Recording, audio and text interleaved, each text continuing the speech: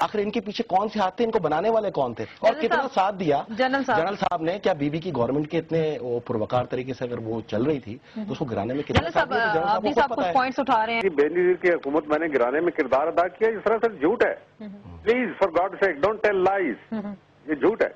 मैं इसको डिनाई करता हूँ विद ऑल माई कमांड, मेरी जो भी अल्फाज हैं उसके साथ पूरे भरपूर अंदाज में। ईडी साहब, कुछ सालों पहले आपके हवाले से एक बड़ी कंट्रोवर्सी आई थी। ये कहा गया था कि आप मुल्क छोड़ के चले गए हैं, आपने कहा है आप शायद वापस नहीं आएंगे, कुछ लोग हैं जो आपकी जान के पीछे पड़े हुए हैं।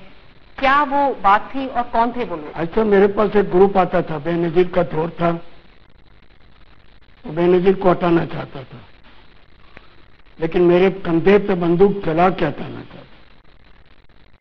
मैं इनको इनकार करता। कौन था उस ग्रुप में? हमीद गुल, इमरान खान, ऐसे ग्रुप। हमीद गुल, इमरान खान, ऐसे ग्रुप।